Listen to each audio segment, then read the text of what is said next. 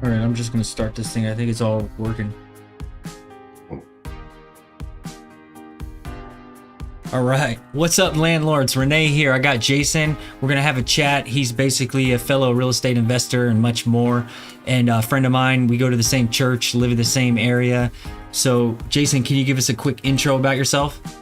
Yes, sir. Hey guys, Jason Eccles, broker, realtor, and investor.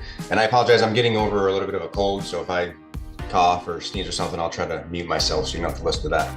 But I've been doing real estate for a little over 20 years um, in all facets, as I imagine most entrepreneurial journeys are. There's been ups and downs and changes and pivots based on market and other factors. But I first got in doing wholesaling, as most investors kind of, I imagine that's kind of the entry for a lot of investors. And I hired a coach at that time back in 2012 or so, and did 100, 150 wholesale deals at that time. And then the market was getting a little weird kind of around that time. So we all decided to get, well, I was part of like kind of a group, an alliance, and we all decided to get our real estate licenses at that point because I didn't have my license, didn't need it.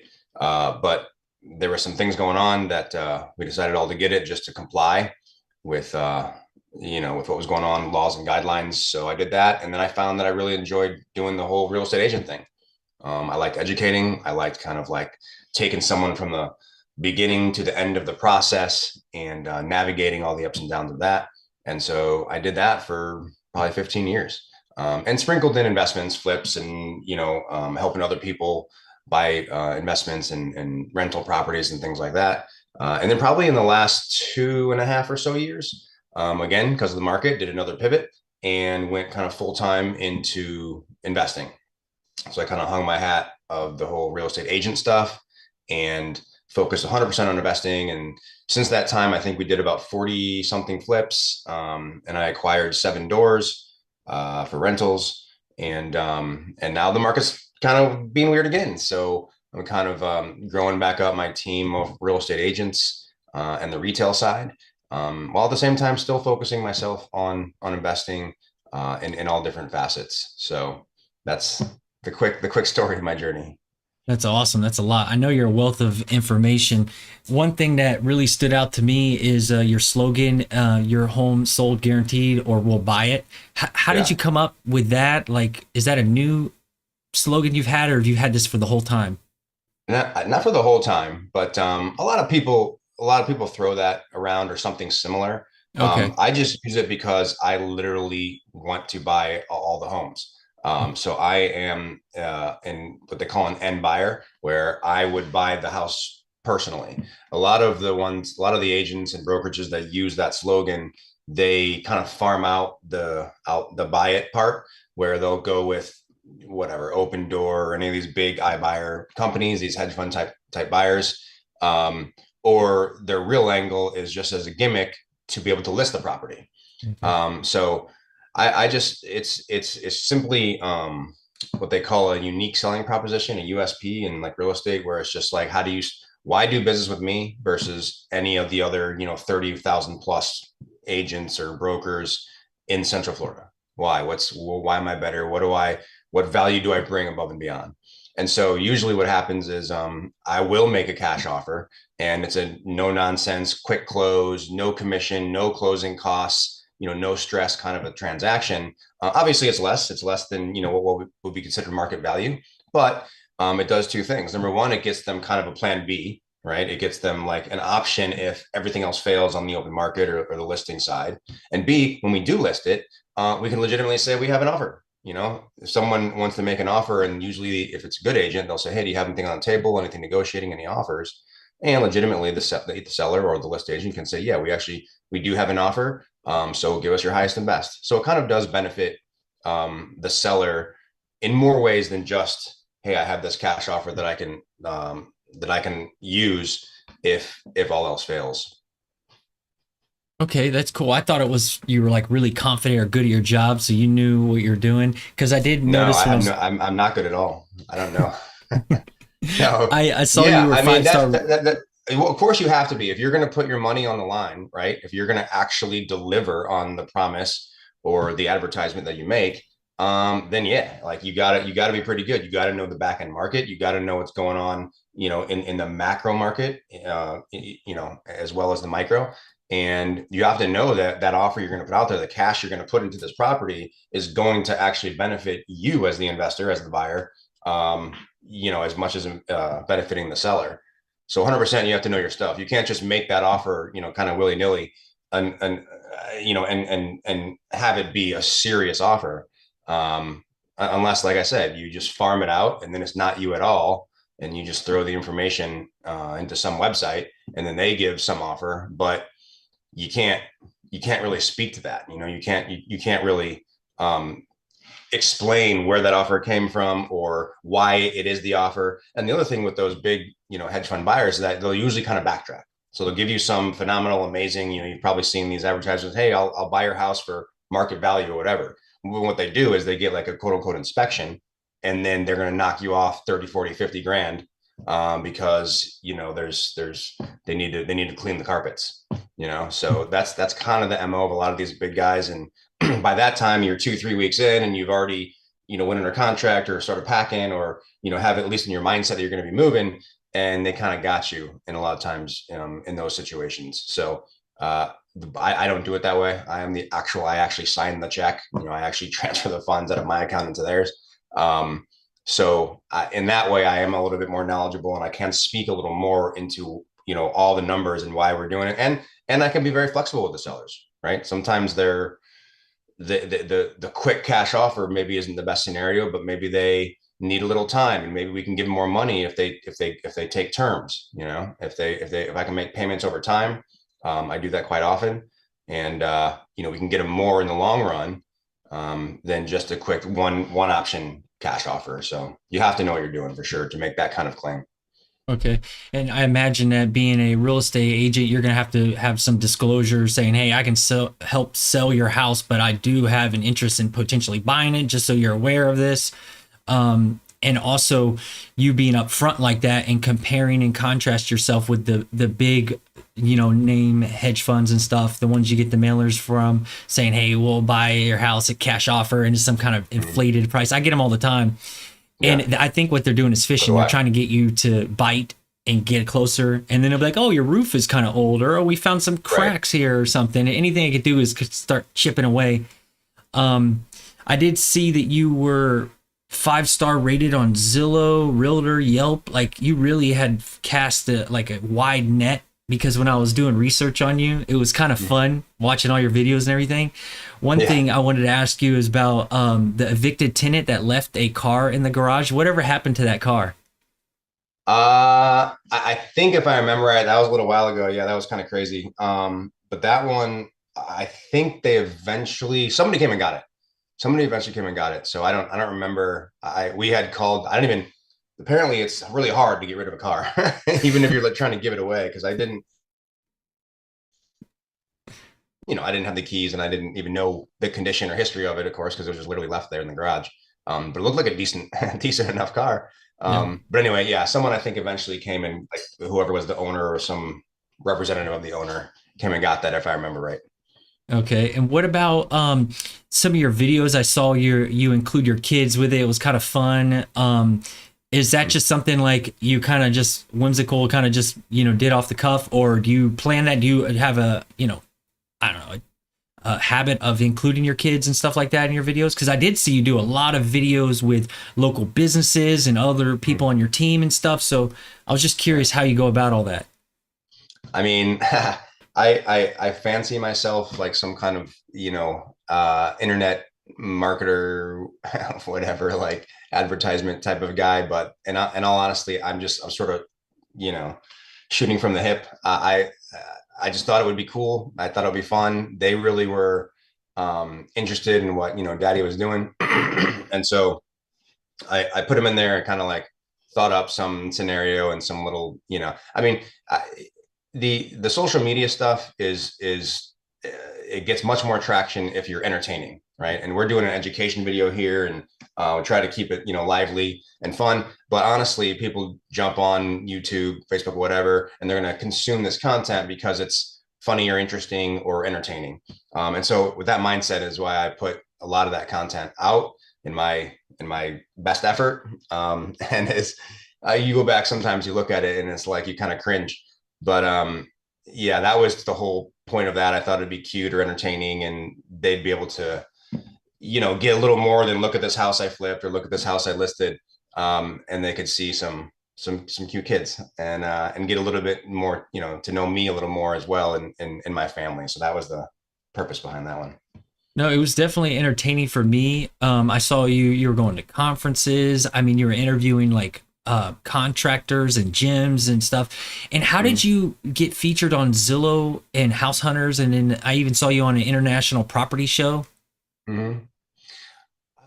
Yeah, man. I mean, one thing you kind of realize as you get more and more into this business is that it tends to be kind of smaller and smaller as you do more and more stuff and you get more success. You kind of see the same names and you see the same kind of companies. And the other thing is you can't. It's very very difficult to do this alone. And so you're gonna cross paths. You're gonna do deals. You're going to do, transactions, even if you're like on opposite sides, buyer seller type of thing, or, buyer agent, listing agent. And so those opportunities just kind of come because of honestly just kind of being at the right place at the right time. There's no real secret. And you start talking to somebody and somebody else says your name and then someone else trying to create a show and do this thing. And so that the international property investing show was when Lake Nona was still kind of up and coming. And so that's where we both live in kind of the Lake Nona area. And so I was all about it. I had lived here, I mean, since 2006. So it was kind of like when we had like one restaurant, right? And now it's like the place to be and tons of stuff coming here. And so I just wanted to sort of shout from the rooftops, like, hey, if you are an investor, if you want to buy property, seriously look at Lake Nona. And so that was part of that endeavor. This was a show, I think, out of UK, and they were doing just, weekly, I think, content on good areas to buy and invest in overseas, but in the US. And this one was done on Florida, and there was multiple areas of Florida that they had different people speaking into, and I was the one that was speaking into Lake Nona. And I can tell you that everyone that heeded my advice in at that time and bought property here is probably thanking me. Oh yeah, It's been a cool ride. absolutely. The growth is just phenomenal. Like I love the area and it's only going to get better. So I want to switch Sure. gears and get more into like the real estate investing stuff. I know you mentioned it earlier. You got in from wholesaling and you kind of got this evolution. You're flexible and you're bending and adjusting with the times. How do you find your deals right now? Yeah, I mean, any way and every way. Honestly, that's not that's a super vague and not maybe so much helpful answer. But the reality is, you have to have multiple streams of finding deals. So I do my own, like I said, PPC type marketing, Facebook, Google, that kind of stuff. I do PPL, which is pay per lead, which there's lead gen companies that basically do their own marketing on Facebook and Google and other avenues, and then they sell direct leads. I utilize wholesalers a lot. These guys, I'm on like a million lists. I get, 30 properties a day, in all different areas and all different price points and all different types of properties. And so I got my team vetting those and underwriting those. And then I do have a pretty big network as well, just being in the business for, as long as I have.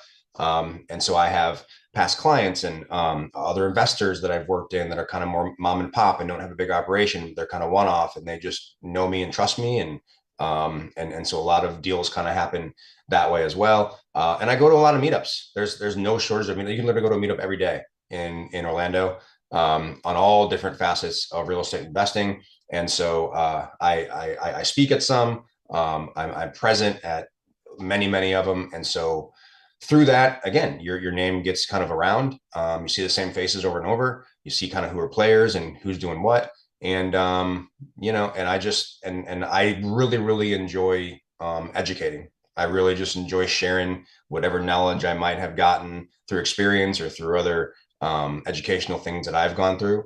And I think people, especially when they're starting out, or especially when they're just, maybe have a few deals under their belt, but not really a big operation. They appreciate that. And so I do that because I know that in the long run, if they're going to do something in real estate investing or in anything real estate, and I provide value and I give a little bit of expertise, knowledge, whatever, that down the line they're going to remember that, and there's going to be some deal, 2, 3, 4, whatever years from now, and I'm going to be like, hey, I'd like to partner with you on that deal. And if they remember that I gave them value, back when they were starting out, then I may get that deal at that time because of the value I put in. So it's abundance mindset, it's long-term thinking, and I really enjoy it. So it's benefited me, throughout the years. Okay. So would you say you have a specific niche? What kind of properties do you target or favor? Like SFRs? Do you get into like storage or maybe multifamily? Like what do you like? Yeah. Um, there's there there's no shortage of types of properties, and I'd love to be in more. What my sort of I guess niche or bread and butter, or like my wheelhouse, is really single family flips and small multi rentals. So I very rarely buy a single family rental. And if it is a single family, I'm probably converting it. Like I'm making a garage apartment or putting an ADU. I just find that it offers much more versatility and streams of income with doing the multis. And so that's the strategy I utilize for that. Um, as far as storage and mobile home parks and all that kind of stuff, all those extra commercial stuff, I have not gotten into yet. I've been around it.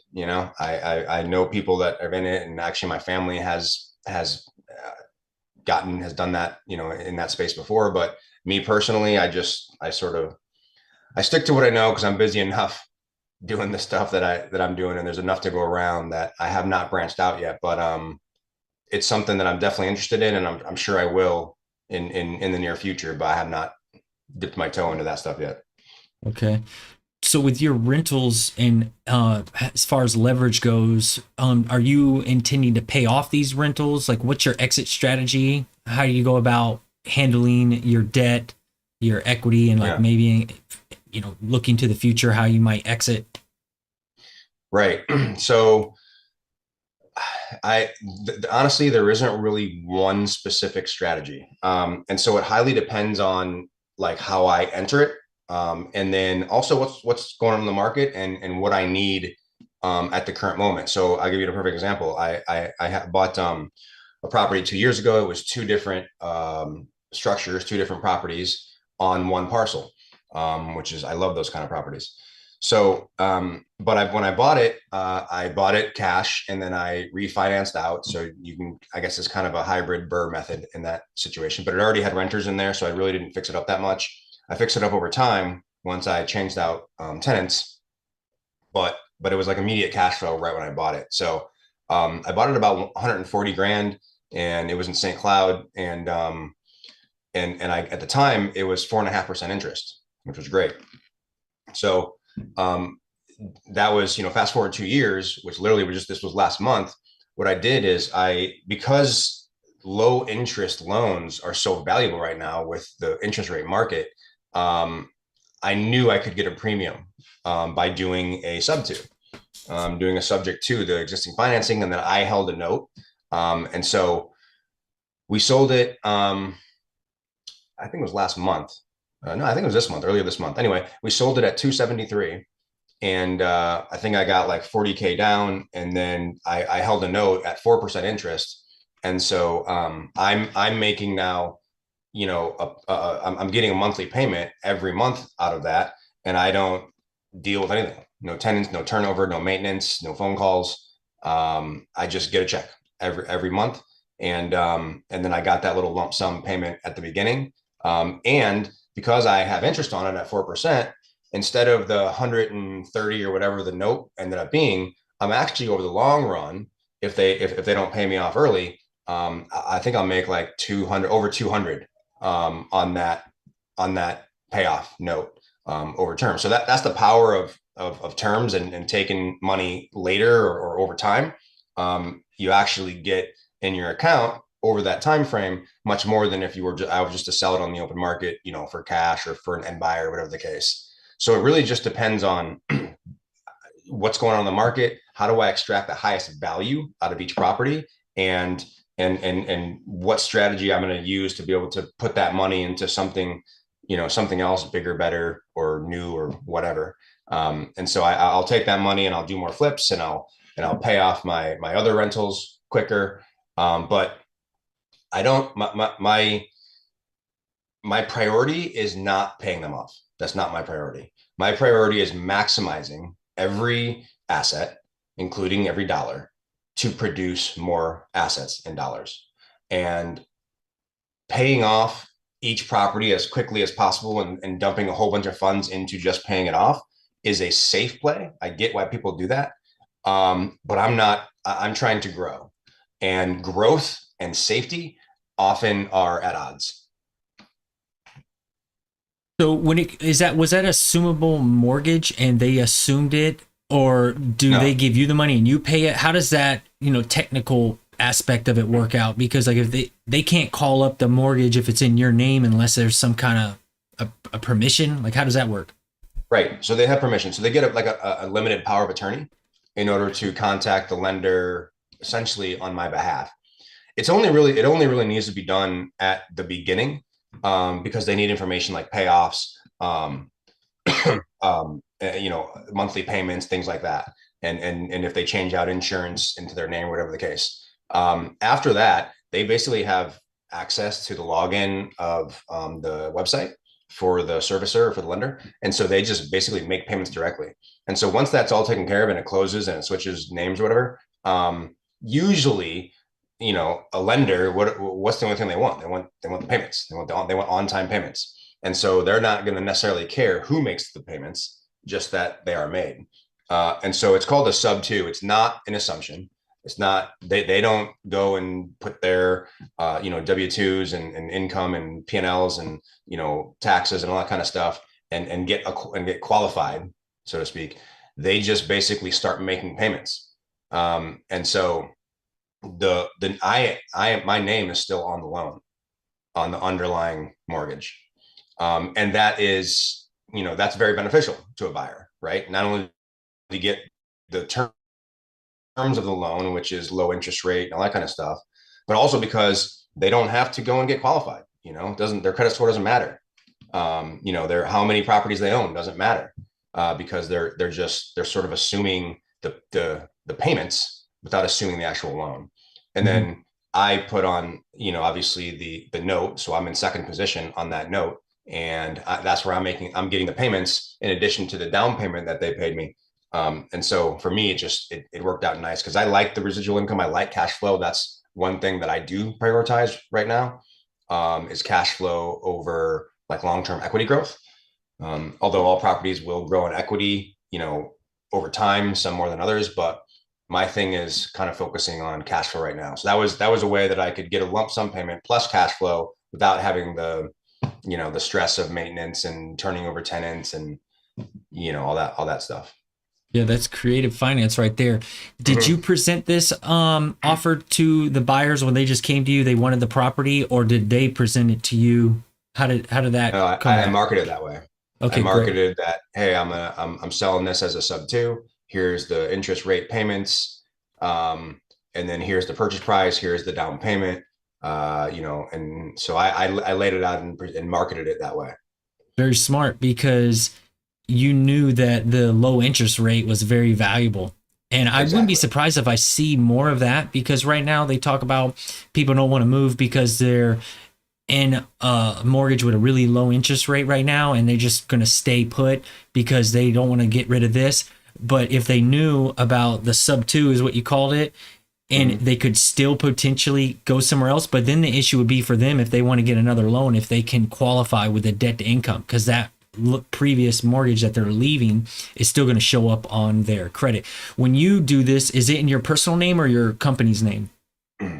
That particular one was in my personal name. Okay. Because it was a traditional loan. It was a traditional conventional loan. And so it's harder to get with an LLC. Yeah. So because of the terms and rate and stuff that I got, I just put that one in my personal name, which happens a lot because of that, because of the terms and interest and all that. But I protect myself through putting, the properties in a trust in most cases, so it offers anonymity, even though the loan is still in my personal name. Got it. So, how would you divide up your all your business ventures in a pie, like percentage wise? With like, I would guess flipping seems to be the majority right now, but you also help buyers and sellers, and you do your own real estate investing with your own buy and holds. How would Yep. you divide those three or more up? I would say probably 70% flips, straight flips, and then 20% rentals and 10% retail, like agent stuff. Okay. Although, like I said, I am kind of transitioning to more, it'll be probably more like, um, more retail stuff. And the reason it's so low in my rentals is because I'm very, very conservative, on my rental, and what qualifies for my buy box. So I typically look for a minimum of 20 to 30% return on my rentals. So those are kind of few and far between, and that's why I say that the multis, it almost has to be. It's very difficult to do that on a single family. Um, so that's why I don't have a ton more of those. It's just a different strategy that I use, because again, I'm looking for cash flow. Hmm. And that's your money in on the deal, the 20% yield, I guess, on that is what you're looking at. Right, cash on cash. Right. Okay. So with your property management, with the 7 properties you have, do you do that yourself or someone in your team, or do you outsource it? Um, Essentially, they're self-managed. I do a lot of it, but I also outsource a lot of it to my team as well. Um, so it just kind of depends. It kind of depends on what's necessary. I use team members obviously for a lot of the, I guess I don't want to say grunt work, but it's like, the stuff like, doing inspections and, dropping off paperwork or whatever the case. Even sometimes, like, contacting tenants and just kind of checking in, or making appointments for, whatever vendors or contractors, whatever the case. Um, so it's kind of a hybrid, but I don't have a company. In fact, I'm starting a company. I'm trying to acquire, a property management company, because I actually enjoy that. I enjoy talking to the tenants and kind of doing what I can to help them, and creating that relationship. Um, so I'd like to expand that, and that's something that I'm looking to do this year. Oh, that's great.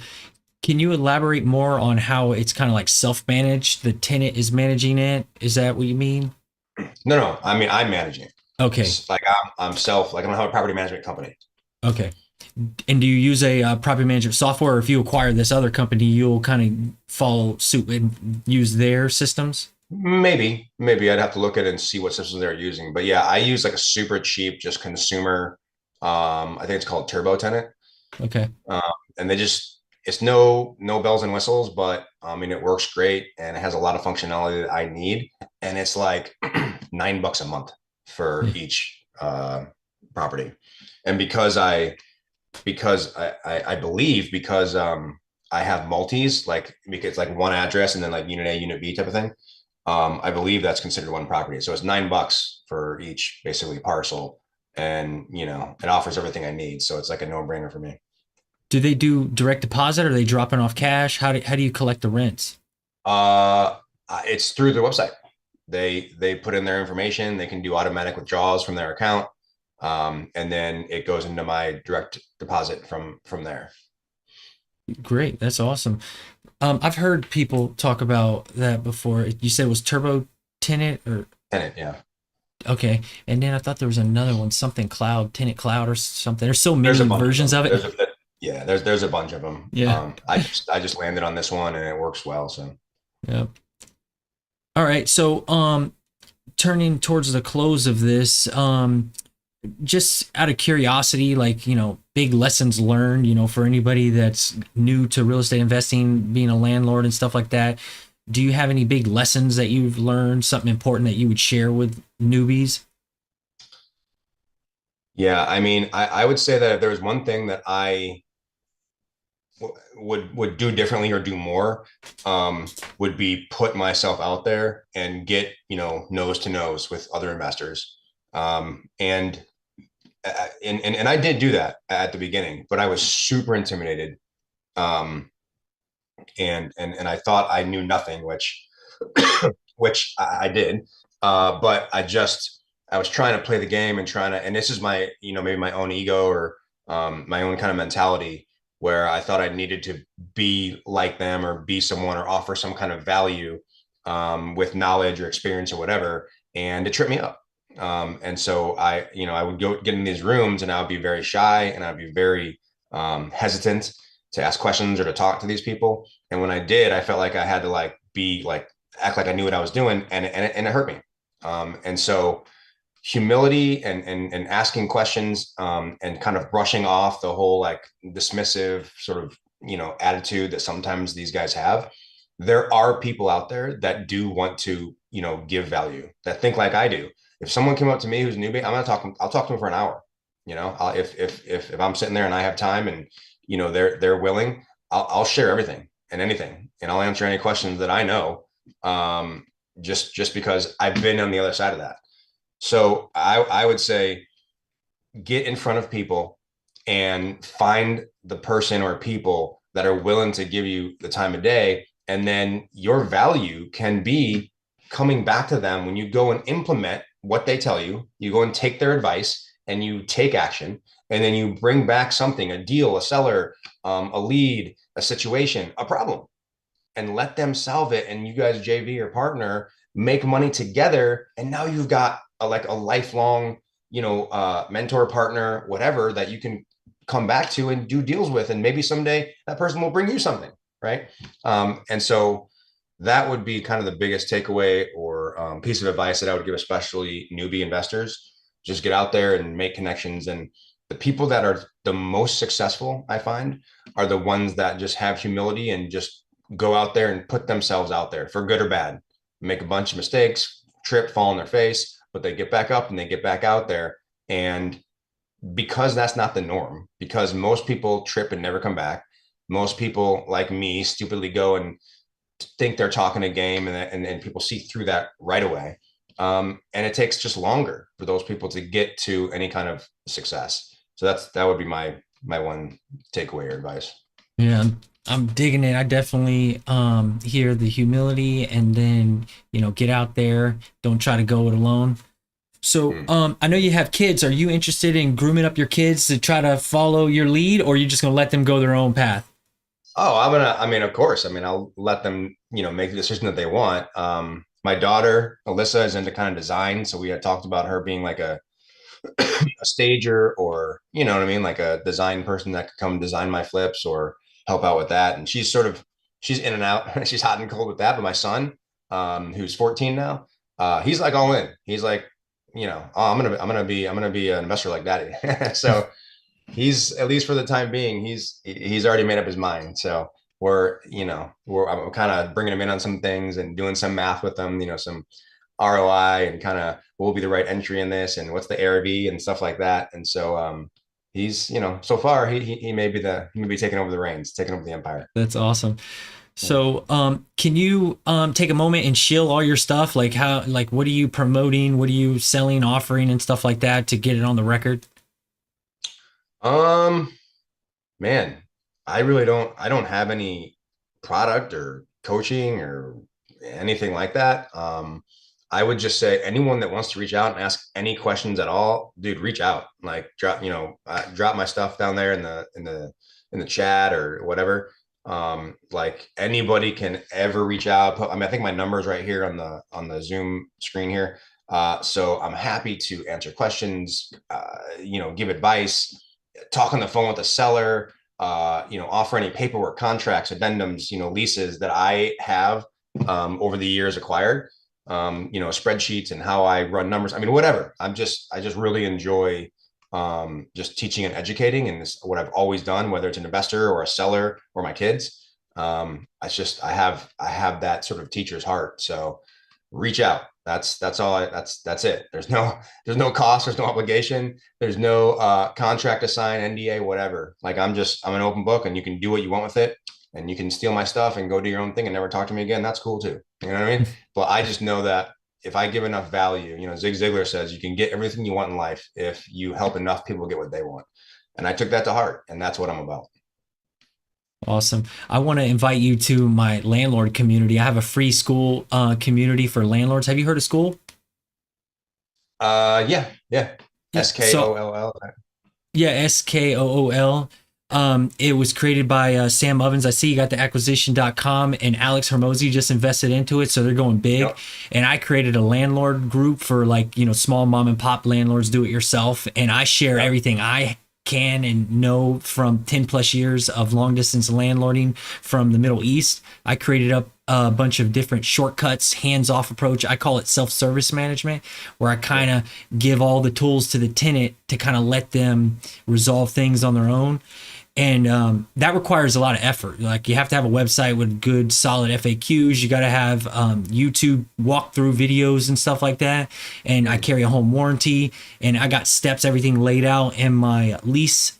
And I specifically go for single family homes where it's like they have more of an ownership mentality, want to stay long term. So everything I can, I'm spilling and pouring out. Hey, take this information. Let me know what you think, and share something back so we can have some, synergy with other landlords. So I just created that space, and it's $99 a month. I can share a referral link with you. And then once you create an account, if you do, you can get your own referral account, and if you refer it to other people, it's a really cool incentive process because I pay every month $99. If I refer you and you pay, I get a little bit of my $99 deducted. And the same incentive applies to you when you refer somebody. Your monthly reoccurring $99 payment could potentially be zero one day. Right. And it's really awesome. I was even thinking about suggesting it to our church because they have small groups and stuff. And you're in the real estate space with investors and contractors. Who knows how you could use a Skool community? But I'll invite you to mine at the bottom of this. But Cool. a few takeaways I'd like to share, unless you got anything else. Go ahead, man. Is when I was clicking all your links trying to find, it was like a time capsule. I was going back and I was seeing you when you were young and your kids young, and I see you getting old. It was really fun. But you had so many different links that you were saying, hey, go here, go here. And I was just wondering your strategy, how you were using those domain names. Were you using them for like a project and say, hey, go there, and you capture everybody because in this specific video you presented that and you were able to track how many people came there, and after you were done with it, you kind of let the domain go? How do you use all those? Yeah, good question. I wish I had some kind of like amazing secret answer. I mean, but there isn't one. I mean, sometimes yes, sometimes it's very specific. It was very laid out. It was kind of a funnel where I tracked, and then it went into my CRM and this whole thing. And sometimes it was literally just like a vanity site that just kind of went along with whatever I was, advertising at that time. So I think I own something like 400 URLs or something, just because I thought this might be a good one, and I'll put some marketing or put some messaging behind that. And so it was literally just like a placeholder to be able to create some Facebook page or group or have a link in the marketing that made sense. That was like, if I was doing like Lake Nona new construction homes like I'm doing right now, and the website would be Lake Nona new construction homes.com. And it's literally just so that it's a cohesive kind of a messaging, and it wouldn't be like, jasoneccles.com/new homes or whatever. And I just felt for my purposes and my messaging for what I was putting out there, having that kind of cohesive like branding that was maybe outside of my name would be beneficial. So that really is the only reason for all those different links. And like I said, through the years I've had different websites and different marketing companies and marketing avenues, and so some of those are now obsolete, and I have new ones that do different things. So I mean, unfortunately I like I said, I fancy myself some kind of marketer guy, but really I just know enough to break things, and sometimes it works, and most often I just sort of like get frustrated and follow someone else's program to do that. But that's that's really the real reason why all those different links and whatever websites and stuff exist. Well, thanks for sharing. That's good to know. I did see that you had three Facebook pages, and those were really helpful for me to kind of go back and see. I felt like I got to know you more than you know you from church and stuff. It was more like your business side. And I was like, oh, wow, that's cool. And I could see how genuine you are and how knowledgeable you are. And I thought it was really valuable stuff, but it was a lot to get to on Facebook. You have to scroll and keep going deeper and deeper down and everything. And then I found your YouTube channel, which was really old. And I saw some videos. You were driving around Lake Nona way back when, showing, what's here and what's there and what neighborhood and all this. And it was like you were helping a client. It was really cool to see all that stuff. I do have a question for you. Have you considered going back and compiling all that stuff and putting it on your YouTube channel and like creating like good titles so that it's like searchable, so it's like evergreen content? I should. I definitely should. Have I thought about it? I've thought about doing that. In fact, I have someone I'm talking to right now that's sort of like a video editor type guy, and he's like professional videos and stuff, and we're probably going to do some content. But yeah, man, I mean, it's in the works. Unfortunately, I'm not, I think I'm good in that, but the reality is I'm just completely not. And so that's just something that's on like kind of the back burner. Cause my thing is I'm talking to sellers. I'm meeting at kitchen tables. I'm making offers. I'm involved in doing the flips and listing them and coordinating the contractors to get those going. And so, yeah, unfortunately the marketing stuff where I'm compiling and putting right keywords and all that kind of stuff, it just sort of falls through the cracks. Yeah. Okay. Well, that's all I wanted to know. I was saving my questions for the end because I was trying to get to know you and just put this stuff on the record. I'm hoping one day my kids will see us having this conversation, and getting, it's like a time capsule for them, seeing how we're trying to help and we're trying to, serve God's other children and stuff like that, and just doing the best we can with what our passions are and helping others. And I don't know, that's just my kind of underlying motivation for doing this, put myself out here on camera and stuff, because I don't feel comfortable. I don't really like it, but I'm like, all right, I just got to do this for the greater good of the family, and maybe I can help some people. That's why I created the school program that I got for landlords. Also, my slogan is I want to help landlords cash flow forever. So I tried to create some kind of catchy slogan. Like, that's why I recognize yours, and I really appreciate that. But that's it for now. For me, I'm just going ahead and end the live, and then I'll give you the footage afterwards. Yeah, God bless, man. Thank you.